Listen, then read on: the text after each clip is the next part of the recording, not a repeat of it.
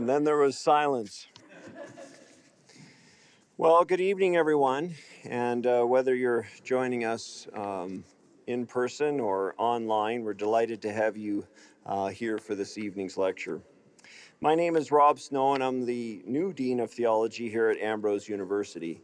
And on behalf of the university, the President, Bryce Ashland Mayo, and the entire Faculty of Theology, who's responsible for hosting this event, welcome to the 2024 Downey Lecture. As we begin an act of truth and reconciliation, and we'd like to acknowledge the land we are in. So if you want to turn your attention to the screens.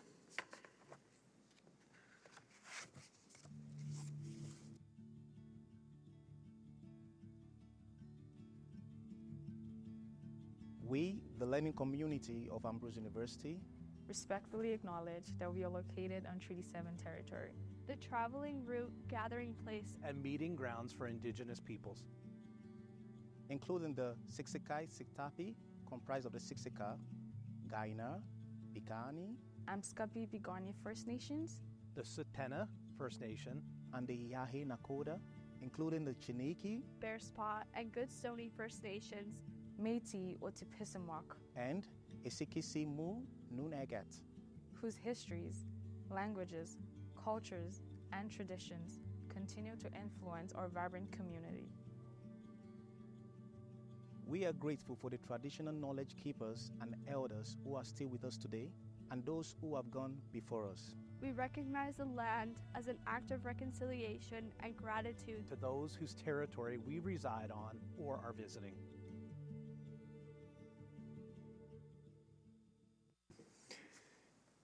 The Faculty of Theology hosts the Downey Lectures. The Downey Lectures are named in honor of Dr. Murray Downey, a beloved teacher and professor at Canadian Bible College, one of the precursor institutions of Ambrose University. Dr. Downey taught for over 30 years, starting in 1941. We're grateful for his legacy in the lives of students, their ministries, and for this annual lectureship named and endowed in his honor. As you will experience this evening, these lectures are an excellent opportunity to hear from highly esteemed theologians, and in this case, a biblical scholar. Well, before my colleague introduces our lecturer for this evening, let me pray. Lord, I thank you for this time that we can gather here.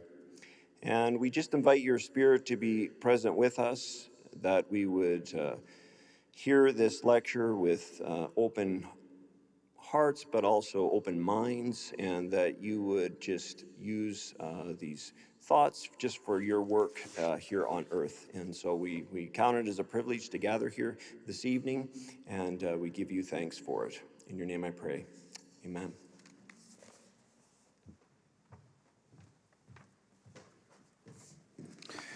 Good evening, everybody. My name is Dr. Colin Toffelmeyer. I am Professor of Old Testament Studies here at Ambrose University, and it's my pleasure to introduce you this evening to our guest, Dr. Jennifer Matheny. Dr. Matheny is Associate Professor of Christian Scriptures at George W. Truett Theological Seminary at Baylor University in Waco, Texas. She studied for her master's degree at Regent College in Vancouver and earned her PhD from the University of Kent in Canterbury. Her academic work focuses on gender and violence in the Bible, the hermeneutics of dress and clothing, and the books of Ruth and Judges. And her forthcoming book on Old Testament theology and the theme of loving kindness, or Hesed, which is a word she'll teach you this evening, this forms the basis of her lectures tonight and tomorrow evening as well. Jenny's taught Biblical and Theological Studies at the undergraduate and graduate level for 12 years and says that journeying with students as they seek next steps in life and ministry is one of her greatest joys. In the classroom, she seeks to create a safe space for theological dialogue and works to equip students to engage in the tough questions of the biblical text. Jenny and her family have served for over 20 years in ministry, including in youth ministry, church planting, and church revitalization. Before joining the faculty at Truett, Jenny served as Associate Professor of Old Testament at Nazarene Theological Seminary and the Director of the Wynkoop Center for Women in Leadership. She's also continuing editor of the Stone-Campbell Journal and co-chair of the Biblical Studies Unit for the Wesleyan Theological Society. We are overjoyed that she's accepted our invitation to share her work with us this evening, so please join me in offering a warm welcome to this year's Downey lecturer, Dr. Jenny Matheny.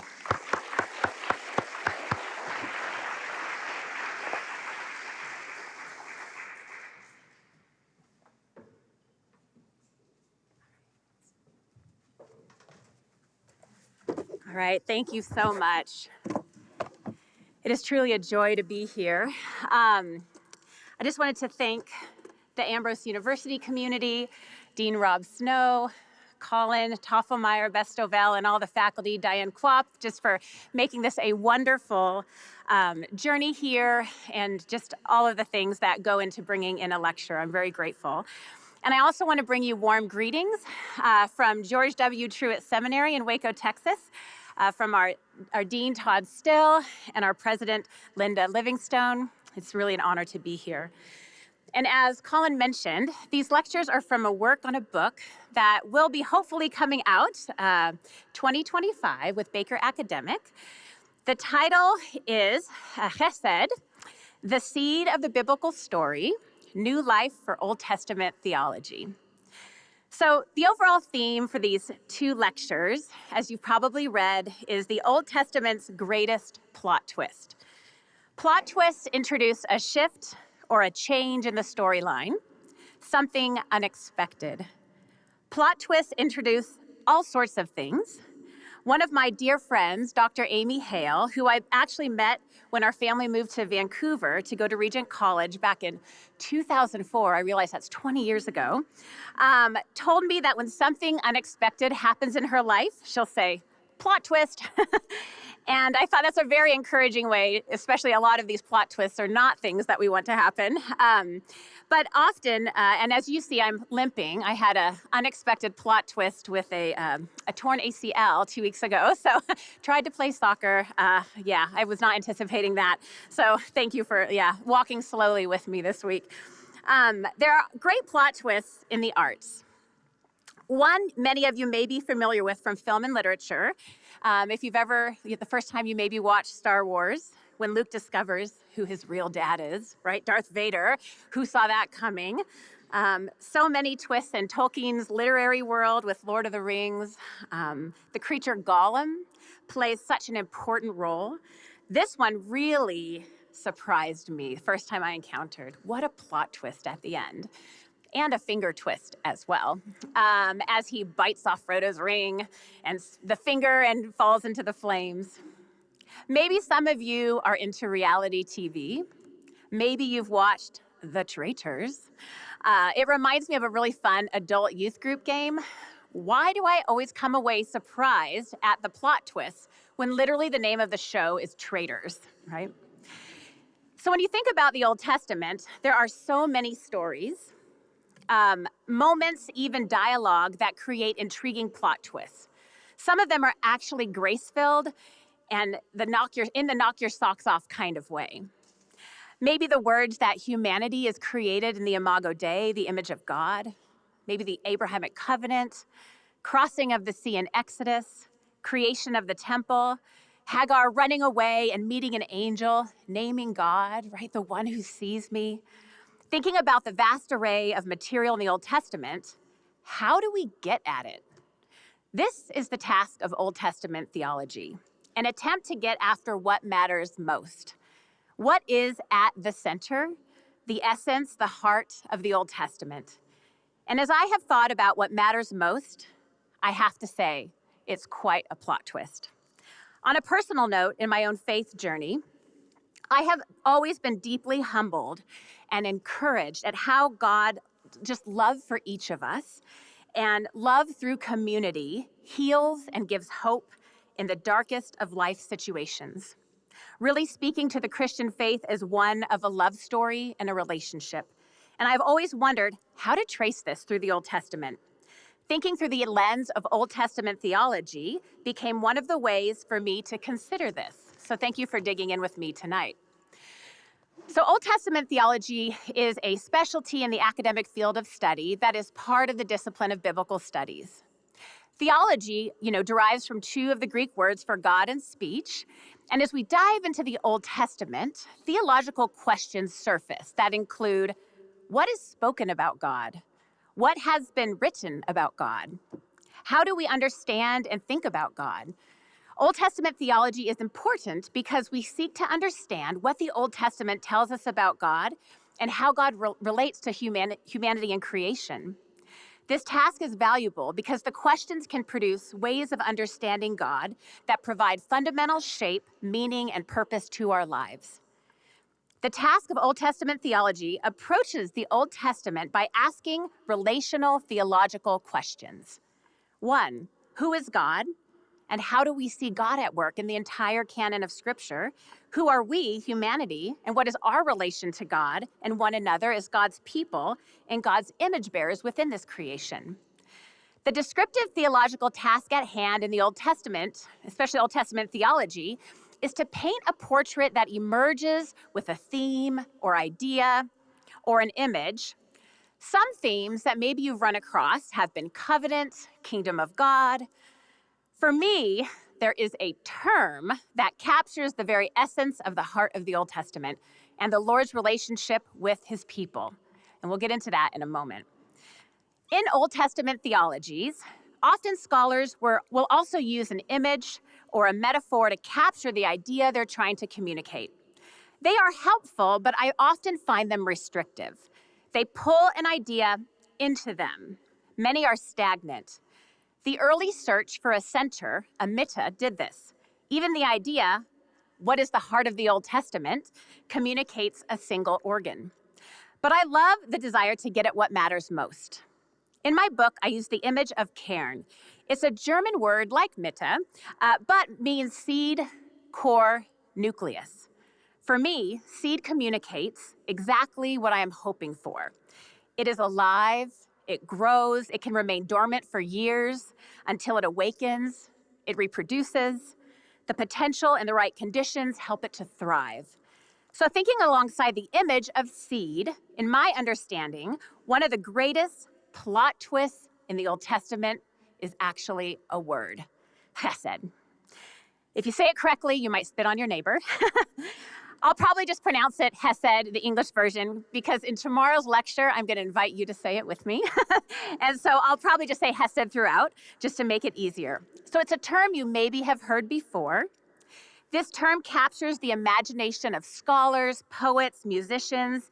Similar to the idea of love, it is so hard to define because it is a relational term. There is no one-size-fits-all love story, right? And this is true for Hesed. So my proposal is that the plot twist of Hesed is best understood through story. Hesed as a seed has endless imaginative possibilities. So in our next slide, you'll see all the different ways Hesed has been attempted to be translated. In our English Bibles, we see Hesed as love, loving kindness, mercy, loyalty, steadfast love, unfailing love, kindness, faithfulness.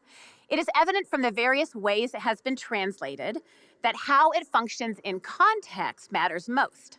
Hesed is a noun occurring over 250 times in the Old Testament, 127 in the Psalms. It is a special, unique term in the Old Testament. It does not have a cognate in other Semitic languages.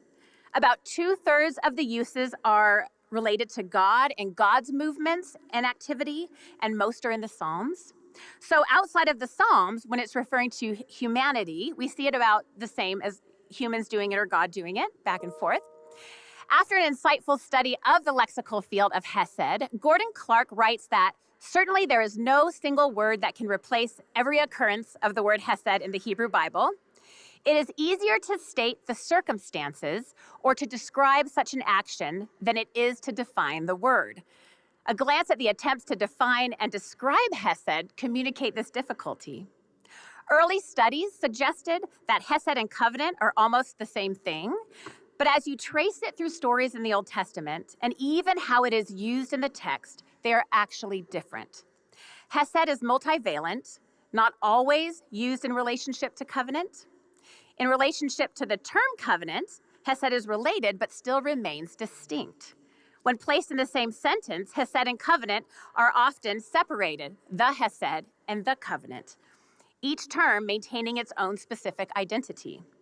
An example is found in Deuteronomy 7:12. The Lord your God will keep for you the covenant and the Hesed he swore to your ancestors.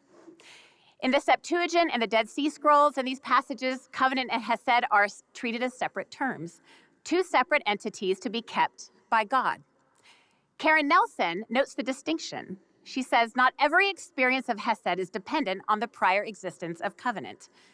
When taken into consideration with the multiple uses of Hesed as an agent, and even the highly figurative language, like Hesed is a flower of the field in Isaiah, or in Hosea, a betrothal gift, the Lord's very name and attribute, and also in the Psalms, my Hesed and my fortress, it becomes clear that Hesed is related to covenant, yet exceeds multivalence beyond a state of strict equivalence.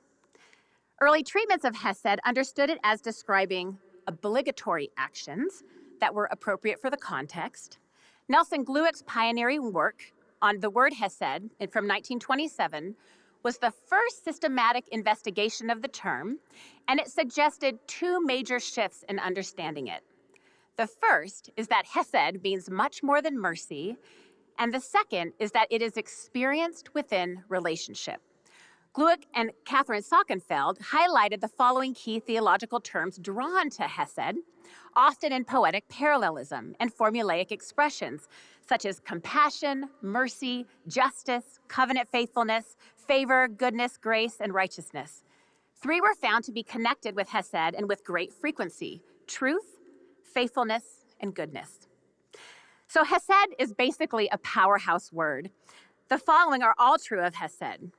Because of it, God is unlike any other gods, is proclaimed as the source of commitment, everlasting covenant, and faithfulness.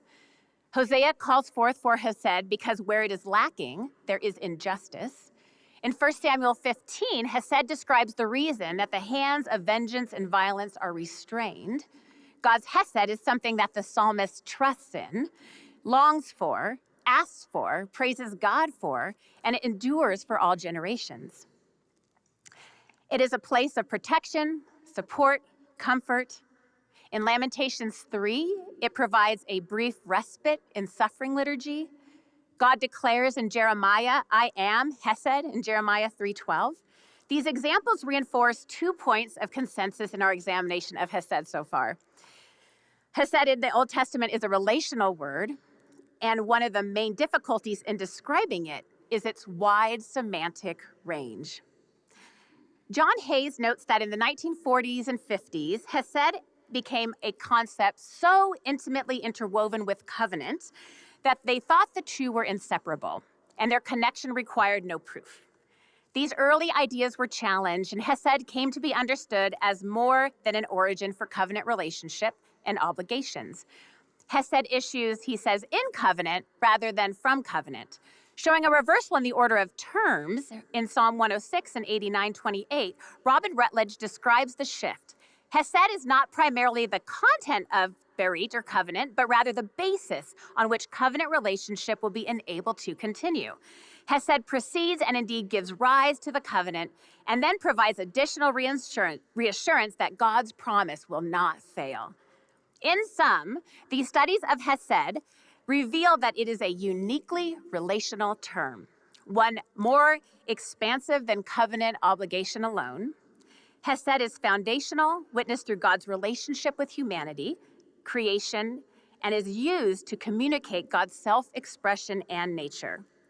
So in this next PowerPoint, you'll see that it is a relational word. You also see that where it is found, there is blessing and life. And also where it is lacking, there is injustice and violence. So here's the big question, right? Who can do Hesed? Early studies actually wanted to separate like divine Hesed and human Hesed, yet it is a much more complex dance. Within relationship dynamics among people, Hesed can be kept, expressed, given, received. In some cases, it can exceed beyond legal and familial obligations within community from unanticipated parties. For instance, the Moabite women, Ruth and Orpah. We often follow acts of Hesed, and what follows is blessing. As stories unfold throughout the Old Testament, acts of Hesed lead to blessing and flourishing. Where Hesed is withdrawn or neglected, suffering and violence are witnessed. Jeremiah 6. Hesed incorporates an ethics of responsibility, of answerability through story. Answerability can be described as an ethical response that an individual makes in dialogue, in life, in each unique moment in time. The Russian word for answerability can also be translated as responsibility. Vadim Lyapunov explains that in his translations of Mikhail Bakhtin, a Russian philosopher and literary critic, he declares his desire in the answerability term is to foreground the root sense of the term answering, the point that brings out responsibility. Reading stories together is really important in the scriptures as we think about this. The writers of these stories desired for readers to make connections within the text and within our own lives. Intertextuality provides a dialogue of stories, a polyphony of voices. When injustice is called out in the prophets, one of the reasons is that the ways of God have been forgotten and Hesed is not present. Hosea says that where there is no Hesed, there is also no knowledge of God.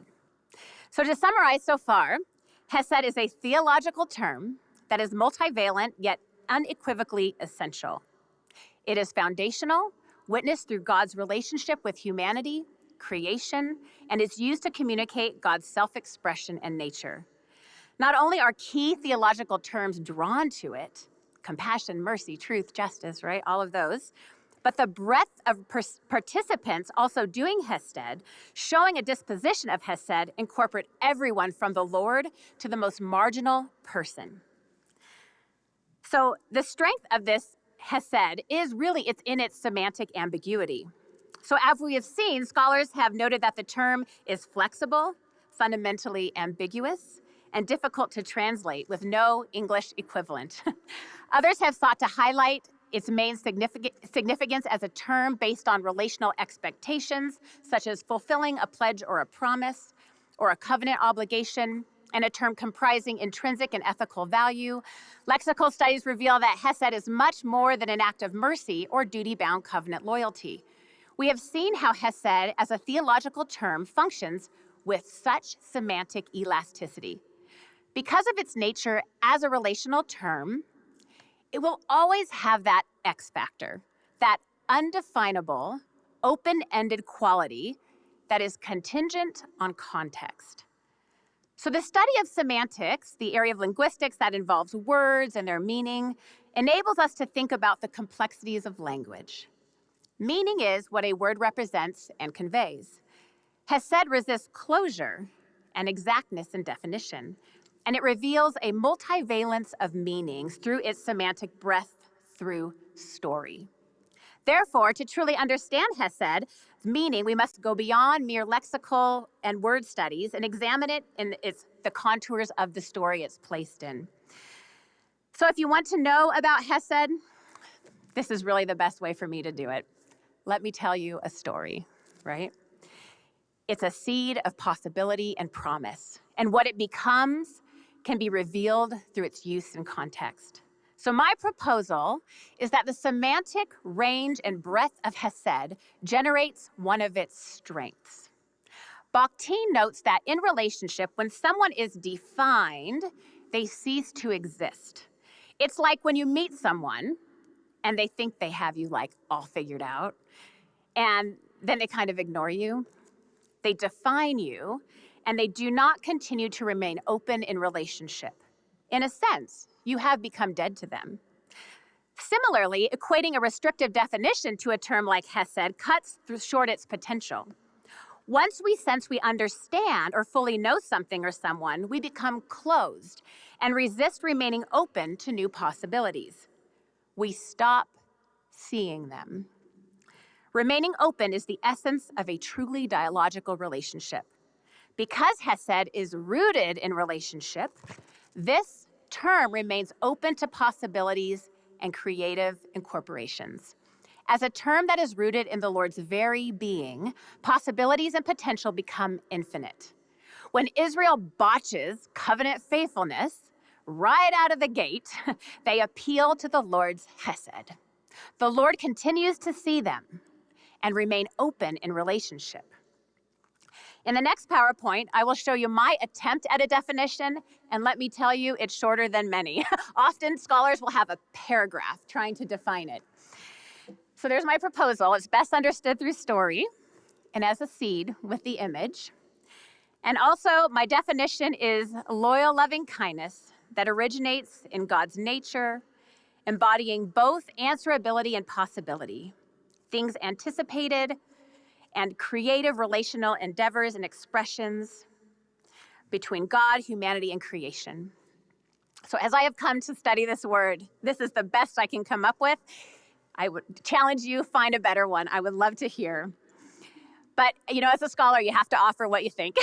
So that is my attempt to define the undefinable. So as I noted earlier, the multivalence of Hesed allows for an understanding of its meaning through the text, similar to the concept of friendship. Similar to friendship, Hesed really could remain an abstract term. So if I were to ask you to define the term friendship, what would you say? One might describe like previous wounding, maybe recall what a friendship is not. Others may take a more positive approach and list key attributes or qualities such as honesty, faithfulness, kindness, empathetic understanding. If I then asked you to describe a particular friendship, I suspect your focus would be unique in that relationship and context. If I mention a season in your life, maybe your kindergarten years or middle school years, right? Wow, are you feeling any emotions? Stop for a moment and think about a friend. What is their name? Whisper their name to the person next to you, and I am serious. All right, you have that friend, you've said it, you've named him, Esther. All right, now, you don't have to say it out loud, but think of one or two adjectives of that friend. Defining friendship with them in mind makes it personal and specific. When I think about some of my friends, like my one here tonight, I think about hospitality, generosity, getting me a toothbrush because my luggage never got here, very specific ways of loving people, and that has been her for 20 years. When I think about a particular friend growing up, I think about this other friend's kindness because I always accidentally broke something when we played Barbies. I was the klutzy friend. Yeah, all sorts of things. And I have another dear friend that whenever we talk about middle school or junior high, she literally gets red in the face. We are in our 40s, but middle school is middle school, right? Just the awkwardness of it all. So obviously, there's similarities to friendships, but friendship within a specific relationship is unique. And as you focus on a particular individual, stories, memories, and distinctive connections emerge. Similarly, Hesed as an idea is best understood with a close reading within its story and within relationship. This is because Hesed is fundamentally relational and expressed through relational pathways. This is evident in the foundational markers we have seen most scholars agree upon, and I have a chart that kind of lists some of the basic ones. It can be expressed and experienced from the Lord to humanity. It can be experienced and expressed from person to person. And yeah, if we can get that next slide up, it'll give a lot of verses as well. It can be experienced and expressed by humanity to Yahweh or to the Lord. Hesed can be experienced and expressed from humanity to creation. And it can be experienced and expressed from the Lord through and to creation. So these foundational markers demonstrate that Hesed is rooted in story and relationship, resisting abstraction. It is connected to emotion and activity. And I contend that its rootedness in story is one of the defining characteristics and semantic strengths and qualities of this term. It is apparent with the terms often paired with it that even the Hebrew stories themselves elaborate on Hesed with additional theological terms like truth and compassion. So rather than a single word equivalence, Hesed is best understood through story. All right, so thinking about story, let's turn to a few. in a moment. I always have a bit of a runner-up to that. So I suggest that as we get a handle on it, we want to look at it within context and within story it's embedded in. So we're going to turn to two groups of stories that highlight how the Lord and humanity value and look for Hesed in relationship with each other, and we're going to watch for some plot twists. These stories illustrate how humanity both fails at imaging Hesed in stories like Cain and Abel in Genesis 4, and in the last 3 chapters of Judges, and how humanity succeeds in these stories, like with Joseph and Ruth. In these storied examples, we see that Hesed is 1, an expected outcome of relationships, 2, looked for in challenging situations that seemingly lead to death, and 3, present an unanticipated act of courage and or grace that lead to life. Since human beings are created to image the Lord, they can also both give and receive Hesed from other people and to the Lord. In fact, to be image bearers of Yahweh necessitates we act with Hesed, right? To each other, to Yahweh, to creation.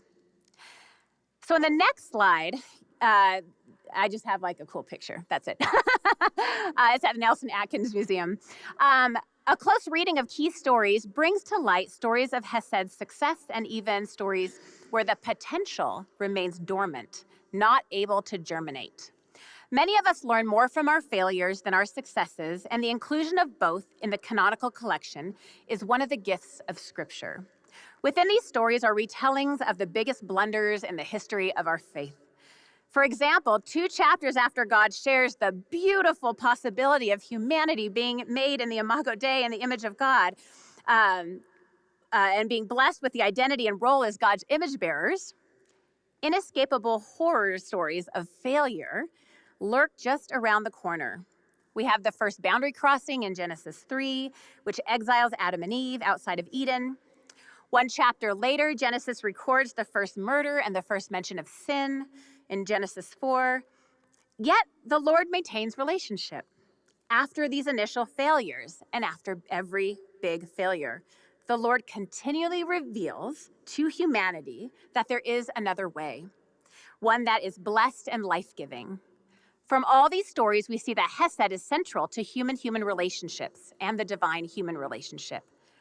Though not every example will use the term Hesed, it undergirds humanity's identity and vocation, since Hesed is a key part of imaging Yahweh's likeness. If humanity lives out Hesed, they reveal the image of God more clearly. Experience of Hesed can spark imagination for the possibilities of Hesed. The next question we consider is, will humanity do Hesed or fail to do it? Being created in the image and likeness of God centers around this distinctive relationship between humanity and God. Relationship is a central factor in understanding the Imago Dei. In all of the studies on Hesed, the central commonality is that Hesed, again, operates within relationship. To construct a biblical theology of Hesed, the next task is to watch how the stories unfold and how it emerges or does not emerge through key relationships. So what is the Imago Dei tasked to do? Genesis begins the vision with humanity tasked to rule over the animals and subdue the earth. Humanity's divine purpose is to serve and to keep the earth. Rule over encompasses the sense of royal responsibility to nurture and care for others. Subdue is focused on the land and entails cultivation, creation care, and maintenance. Ruling and subduing language is also found within the tasks of royalty in the ancient Near East, in those contexts. So functioning as representatives of God entails representing God's ways of Hesed, and keeping is a verb that is most often associated with Torah observance, which means, as Fredheim writes, to promote the well-being of others and restrain violence and the misuse of others. So the language of keeping thus involves not only people, but land. Therefore, the language of keeping involves blessing, justice, faithfulness, generosity, and hospitality. The language of keeping is also priestly language. Keeping language is not about ownership, but focused on guarding and protecting, and keeping it safe for the purpose of flourishing. In Genesis, keeping the garden space for the purpose of flourishing is part of humanity's initial vocation. This will become a more difficult task after Genesis 3. Even though keeping work will become more difficult, it is still part of the vocation of humanity, created to bear the Imago Dei. What comes into focus through the Torah and the rest of the Old Testament is that the one who keeps Hesed opens up pathways for life to flourish. This care and guardianship, this keeping, extends to the vulnerable. This is a core value that is appealed to throughout the Psalms and heard in the utterances of the prophets. So here we have the plot twist stories. Cain and Joseph provide a case study in Genesis of brothers who choose diverse paths during moments of potential relationship, rupture, and repair. Cain's decision leads to the first murder. Joseph's brothers seek to murder him. They end up selling him and lying about his death to the other family members. As readers, we do not know Joseph's internal response like we do Cain's. We see Cain's face fallen in Genesis 4:6. In Genesis 4, in this famous story about two brothers, Cain and Abel, they each bring an offering before God. One of the offerings is favored for reasons we are not given privy to. God intimately talks with Cain, giving him a heads up that he can choose to not give in to this temptation. Cain can't resist and will murder his brother, Abel. In Genesis 4:9, the Lord asks Cain a question after the murder, and God is hearing the blood, it's in the plural, the blood of Abel crying out from the earth. The Lord asks Cain, "Where is your brother Abel?" Do you think God knows? I think God knows. But the intimacy of the Lord's presence and questions always amazes me in these early stories. Questions reveal complexities in situations. Cain knows, of course, but responds, "I do not know. Am I my brother's keeper?" I want to say, yes, Cain. Given your vocation as an earth and people keeper, the role of bearing the image of Yahweh, I imagine that you should have responded with a yes. And this question will continue to be a theme throughout Genesis, and our next story will reveal how Joseph will respond in part. Joseph will be proven to embody the answerability of Cain's question, "Am I my brother's keeper?" Joseph will emerge as a keeper of not only his brothers, but his entire family. These lexical and thematic connections enable the reader to compare and contrast how these stories about brothers show similarities and also divergences. Connections to these stories reveal the key terms as you saw before: brother, face, blood, themes like murder, favor, exile, reveal how Cain begins the picture of a failed portrait of relationship, and reconciliation and repair will ultimately be fulfilled through Joseph. Hesed has the most occurrences in the Joseph story in Genesis, highlighting the potential of blessing with a figure who forgives, offers hospitality, seeks repair after relationship rupture. Although Joseph is not without flaws, he reveals the potential of fulfilling the role of keeper and what it means to do Hesed. Joseph, in a position of power, plot twists with forgiveness rather than revenge. In other words, Joseph does what Cain was unable to do. Insights by the narrator are given within these key moments in the Joseph story. Joseph experiences mistreatment and abuse from his brothers and the wife of Potiphar. He is forgotten about by his fellow inmate in prison.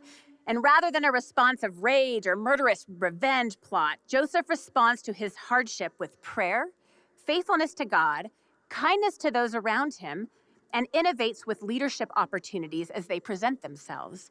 We see his emotion come to the fore when he weeps after seeing his brothers, not able to maintain a proper posture. So when these stories are read together, these key themes and words emerge to reveal intertextual connections that highlight this seed, Hesed, and key figures who do Hesed. Joseph becomes the brother who ultimately answers the question posed by Cain in Genesis 4, "Am I my brother's keeper?" Joseph exemplifies the ultimate people keeper, acknowledging God's presence in his difficult life story and sowing the seed of Hesed that he received during his time in prison. Joseph extends forgiveness and hospitality to those who treated him as an unwanted other, imaging the Lord by embodying the actions and disposition of a people keeper.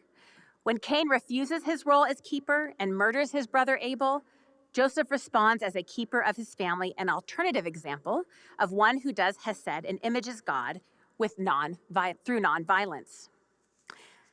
So I think that, the Joseph right there. So here we have Joseph exhibits this role of keeper. And the amazing thing, even though Cain fails, God stays with Cain into exile, right? That's not the end of even Cain's story. So Joseph reveals his awareness of limits as a representative of the Imago Dei, even as the one who holds royal power. Joseph responds to his brothers, "Do not be afraid. Am I in the place of God? As for you, you intended evil or to hurt me, evil against me, but God intended it for good in order to save many lives, as he is doing this day." So this case study reveals how Joseph uses his position of power as one who does Hesed, which results in hospitality, forgiveness, and familial reconciliation. Hesed at the end of Genesis results in blessing, life, and fruitfulness. What a plot twist. Here we have another story. I'll get to the next PowerPoint. A second story highlights plot twists of Hesed in the Old Testament with the last 3 chapters of Judges. They end with an extraordinary amount of violence, especially gendered violence. All female voices are silent. A tribe is almost annihilated. It is one of the darkest stories in the Old Testament. Within the days of Judges, the story of Ruth comes on its heels. These stories are meant to be read together. There's lots of connections. Both have the same problem, a crisis of lineage. Similar to Cain and Joseph, the end of Judges offers a different response than the story of Ruth. Ruth and Judges 19 through 21 are just interesting to read together. So the story of Ruth responds to this same problem of loss, hardship, and tragedy through daring risk and female agency, through extraordinary acts of Hesed. Ruth is poor, a widow, a foreigner, and a Moabite. The story of Ruth is placed in the days the judges were judging, which alerts the reader to hear the story of Ruth against this backdrop of chaos, political instability, and violence. Reading Ruth intertextually against the backdrop of the epilogue, Judges 19 through 21, offers interesting political and theological insights. On a national scale, the movements of Hesed and Ruth invite us to compare and contrast these two very different stories. So framing them together draws us in to listen closely, compare the decisions, the commitments, reflect on the acts of Hesed and Ruth in a fresh way. Again, both stories have the same crisis of lineage. One answers with violence, Ruth answers with acts of Hesed. Ruth is one of the canonical responses to the refrain of Judges. There was no king in Israel. Everyone did as they saw fit. Judges ends with this lingering refrain, and Ruth ends with a genealogy for a king. The seed of Hesed remains buried and dormant at the end of Judges, yet flourishes in unanticipated ways throughout the intimate story of Ruth. So in the story of Ruth, Hesed is found in 3 of the 4 chapters. Each occurrence of Hesed in Ruth demonstrates the potential and possibilities of courage and vulnerability and imagination in a moment of hopelessness and tragedy. Perhaps it takes an outsider to move and think in a new way and create unexpected pathways forward. This creativity and innovation is demonstrated through the lives of Ruth and Naomi, along with the utterance of Boaz.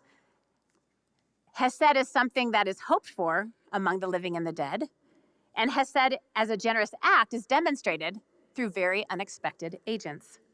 Ruth embodies this surprising initiator of Hesed, and it's supported through 2 observations.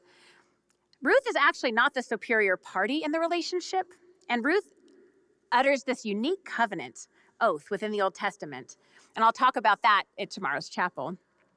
Previous studies on Hesed have attempted to equate Hesed with this legal covenant obligation. And furthermore, the identifying agent, often what was written about Hesed, the one to do Hesed, would always come from someone in a superior position.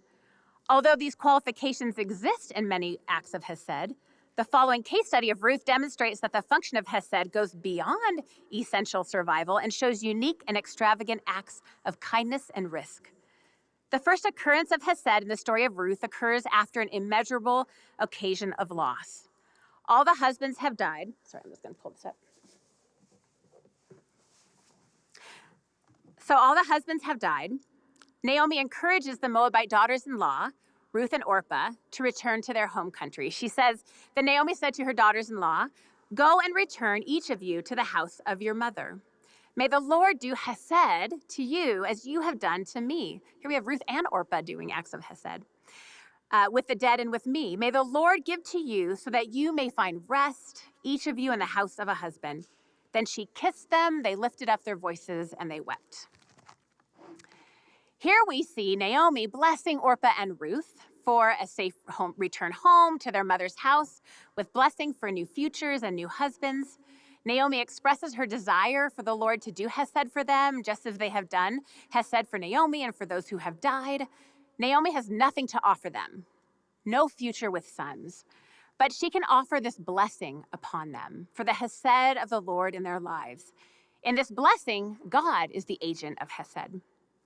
It might not seem like much to offer, but this hope for Hesed is a prayerful blessing from a woman in a destitute place.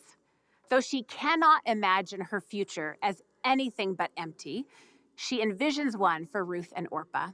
As evidenced by this blessing, these two Moabite women are the ones to initiate acts of Hesed. However, Ruth, Hesed reveals much more than one required by legal obligations and commitments.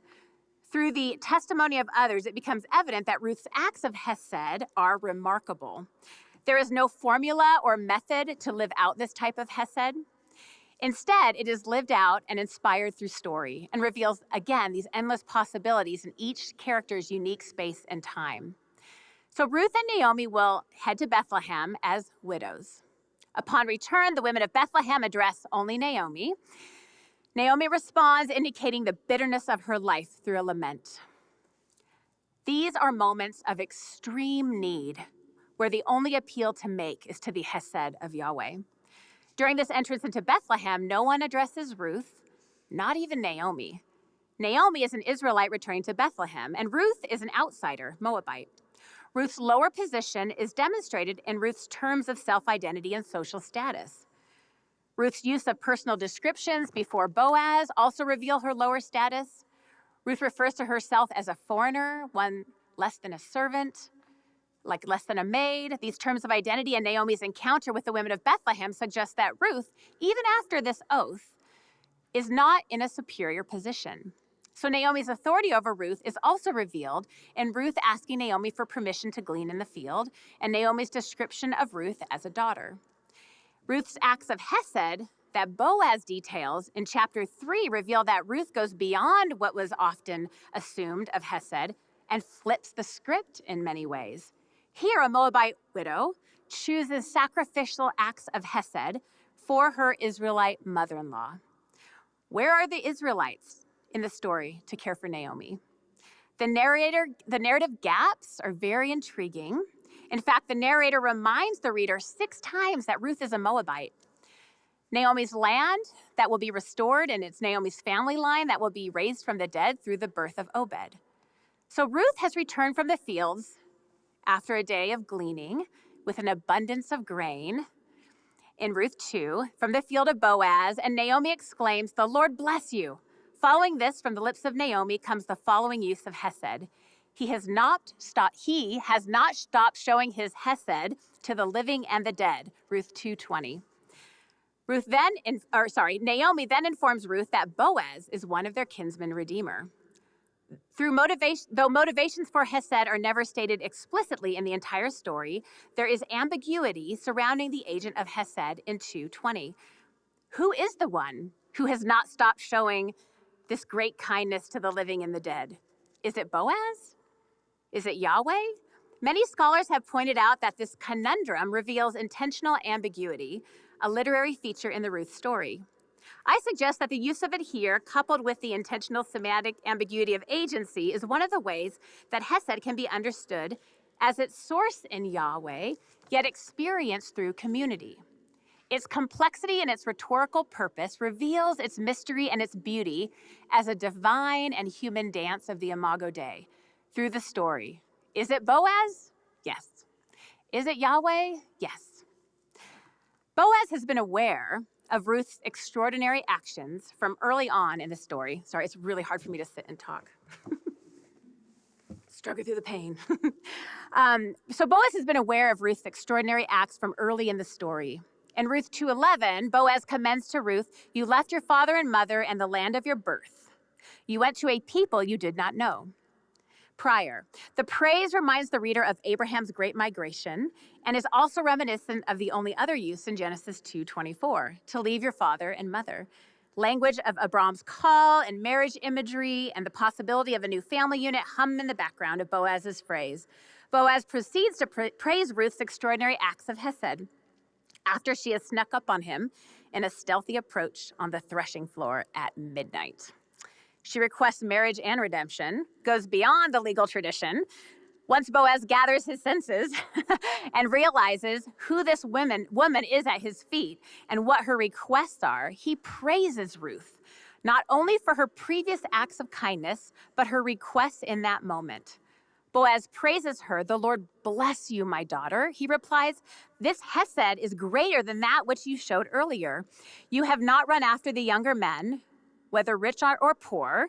You didn't go on the show Victoria Love Island." Just kidding. "And now, my daughter, don't be afraid. I will do all you ask. All the people of the town know you are a woman of noble character," right? You're an Eshet Hayo. Boaz names her fear in the moment, her capacity and perhaps desire to choose other men, and lets her know that the entire town sees that she is a woman of noble character. This one phrase connects the Moabite Ruth to the embodiment of wisdom and strength of Proverbs 31. Even so, Ruth is still a story that has violence humming in the background throughout. Ruth's actions and requests exceed expectation. Her double request for Boaz to fulfill the Redeemer role and marriage enables provision for Naomi and Ruth herself. Hawk recapitulates this well. There are, to sum up, no known legal or social codes that obligate Boaz to marry Ruth or act as her redeemer. Ruth creates this new path of possibilities before Boaz, and he accepts his role. So through Ruth's acts of Hesed, she is praised in this private moment and will later be praised publicly by the women of Bethlehem. In chapter 4, Ruth will ultimately be compared to the mothers of Israel, Rachel, Leah, Tamar. Naomi's bitter entrance into Bethlehem as an empty widow without land or inheritance will end with a baby in her arms to nurse and a Moabite daughter-in-law who is worth more than 7 sons, Ruth 4:14. Ruth's acts of Hesed embody extravagant risk and creative agency to do what was thought impossible, create life where there was death and hope where there was despair. So the next chart will show some similarities and divergences with Judges 19 through 21 and the book of Ruth. The extraordinary acts of Hesed in Ruth are highlighted even more through this intertextual comparison with Judges 19 through 21. The seed of Hesed in Ruth reveals a creative and powerful alternative response to a similar crisis of lineage found at the end of Judges, specifically those 3 chapters. 4 intertextual connections draw up together. One of the interesting things that I found in my research, I'm always very attracted to the literary gap or silence in the text, is that at the end of Judges, every woman is silent. And in the book of Ruth, we have the most female dialogue of any book of the Old Testament. Second, Ruth is literally, not literally, the literature, placed in the time of Judges. Thirdly, both stories have the same problem, progeny. Finally, the refrain at the end of Judges says, "There is no king in Israel, and everyone did as they saw fit," right, or what was right in their own eyes. And Ruth uniquely ends with a genealogy for a king. So Ruth ends up this one response in the canon of the possibilities of Hesed over the gendered violence and strange use of oaths and acts of violence, the band, like harem, in Judges 19 through 21. So the comparison chart details the divergent responses through the stories. My hope is to illustrate through detailed documentation this potential of Hesed in the story of Ruth and the death of potential as seen in Judges 19 through 21 through this divergent response of violence to the similar crisis. So the story of Ruth and the character of Ruth demonstrate the creative possibilities of Hesed as a seed in the Old Testament. Rather than attempting to find a theme to unify and center stories around them through the search for a meta or a center, which can produce a flattening effect, seed allows for space, for the shape of story, and the characters to grow and new possibilities to unearth. In the story of Ruth, Hesed reveals the complexity, growth, and possibility through courageous acts of female agency. However, this does not dismiss, again, the potential for violence in Ruth. Moreover, this potential of violence highlights the extraordinary risk in the actions of Ruth for her mother-in-law, Naomi. Ruth embodies a surprising agent of Hesed, demonstrating that a woman on the margins can surprise those in power and even shift the expected trajectory of a family and a nation. Ruth's acts of Hesed extend beyond legal and familial obligation as evidenced by her oath in 1:16 through 18, requests on the threshing floor. In intertextual dialogue with Judges 19 through 21, the story of Ruth reveals a profound response of female agency, voice, and courage in the face of this similar crisis of lineage. Against the backdrop of gendered violence and silence, the story of Ruth reveals new contours and possibilities. So this case study in Ruth reveals a new assessment of the creative potential of Hesed through hope, blessing, and acts of generosity.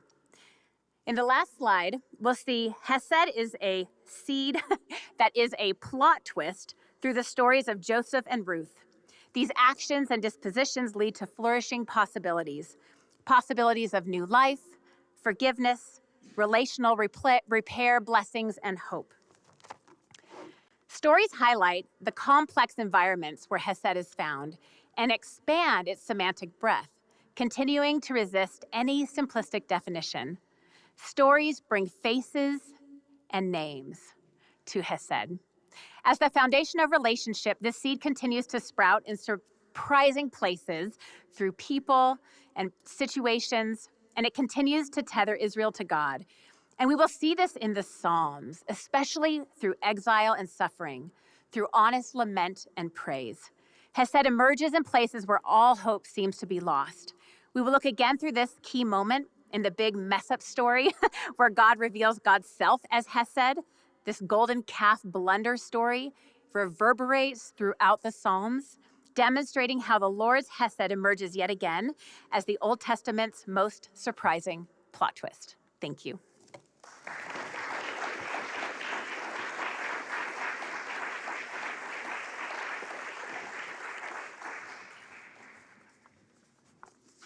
Thank you so much, Jenny. I am so thankful to get to respond to Jenny tonight on this important topic of Hesed. I had the joy of knowing her for many years, and I'm really thankful for what she's given us tonight.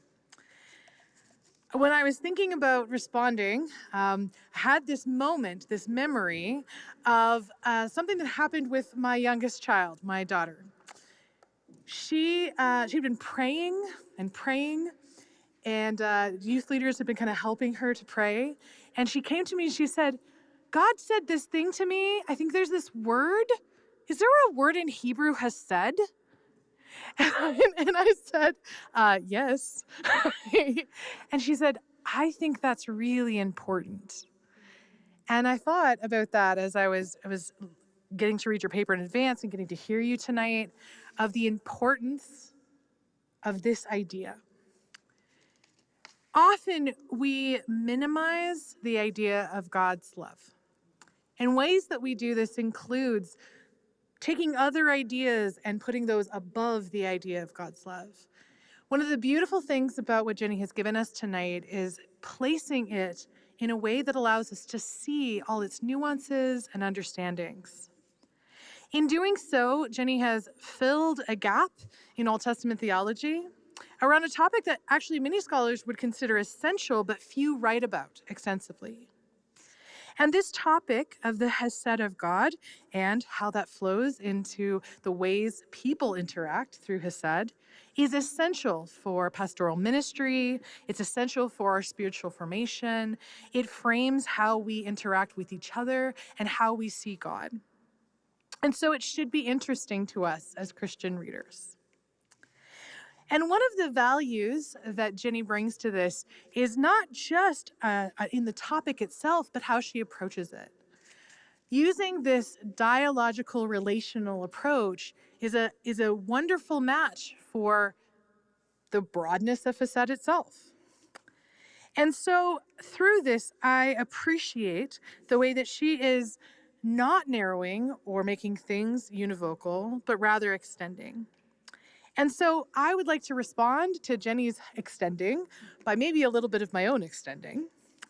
And to point out a couple of things I found incredibly helpful and maybe lean and add to them a little bit. And also to raise another way we might approach some of this if we're looking at a different corpus in the Old Testament. We work in different corpora in the Old Testament. And so I thought that maybe that might add to what we're talking about tonight. So something that I really appreciate in Jenny's approach is this combination of thinking about the lexical range, the semantic domains of this term, and placing that alongside story. Through doing this, she is seeing not only how the language itself works, but also how the stories of the Old Testament highlight the way this term works in interrelationship. As Jenny does this, she creates dialogue between stories. And that actual approach of that dialogue is not something we always see in biblical studies. I appreciate, as she got into her conversation, I'm really excited about this idea of how Imago Dei, what it means for us to be in the image of God, relates to Hesed, relates to God's kingship, how this relates to temple imagery, how this relates to creation imagery, and how drawing these together, in a sense, could be seen as connected to the seed of Hesed. When we think about Cain and Joseph, this new way of thinking of brother keeping has implications for how we understand later uses of Hesed around what it means to live justly with one another. And I'm going to spend a little bit of time talking about how in the Minor Prophets, the book of the 12, when we think of those passages together where Hesed is raised, it actually in some ways directly connects to this idea of keeping one another. As we looked at Ruth and Hesed in relationship to this complex idea of cherem, which is one of the areas that's hard and difficult and uncomfortable, I appreciated this phrase from Jenny. Hesed is going beyond survival to unique and extravagant acts of kindness. And I think this is a very powerful statement when we think about how we react to times of stress. Do we react the way that Cain does?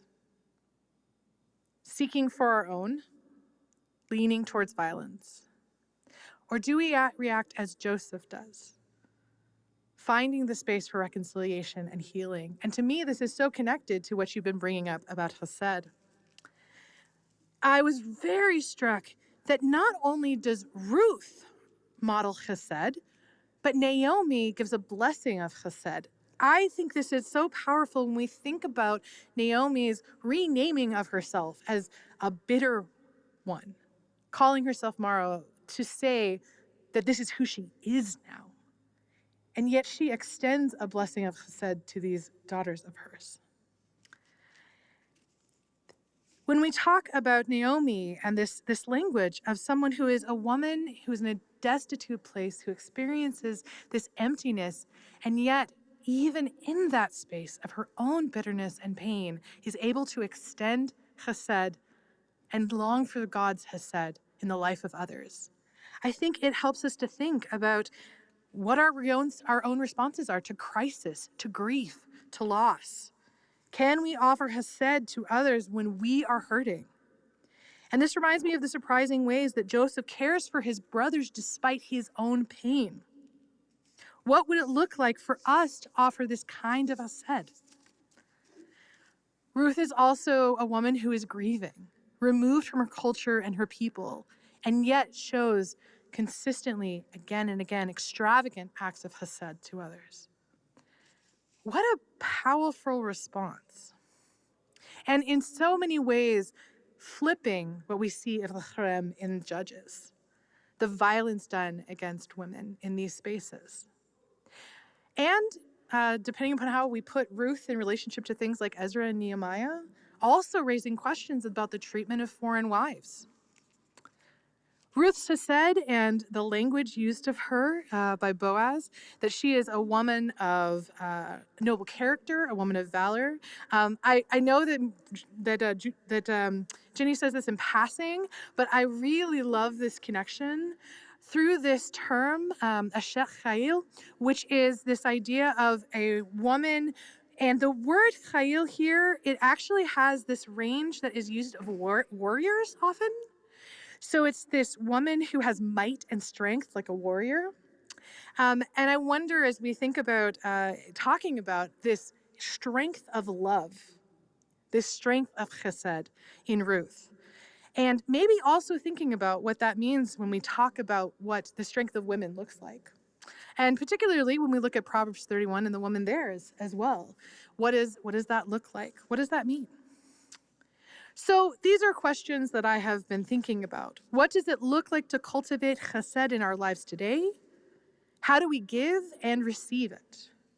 What does it mean to place chesed in the center of our theology and our lives? And these questions led me along pathways for future scholarship. And as I mentioned, I was thinking a lot about, okay, well, if I was going to talk about this in the Book of the 12, like, where would I go? And so thinking about the minor prophets, you notice some themes, and I actually think they flow from the stories that Jenny has shared with us today. When we look at the language of chesed in Hosea, we see the picture of God and his wife Israel. We see the times that she receives love and the times when she rejects love of God, the rejection of his chesed, and using chesed to also picture both the negative images when it is not, when it's lacking, but also flourishing and restoration when it's there. A couple days ago, one of our new employees here, one of our new staff, asked me what my favorite part of the Bible is, which I think is always an interesting question when you teach the whole Bible. Because I'm always like, they're like my children. Love them all. But I said Hosea, and in part because of this picture of love and the restoration of chesed in this relationship. As we think about what this looks like when we live this out, I think Micah 6:8 and its use is actually also a really interesting test case. And I think if we look at Micah 6:8 in relationship to Joel's use, as well as Jonah's use, it raises some interesting questions.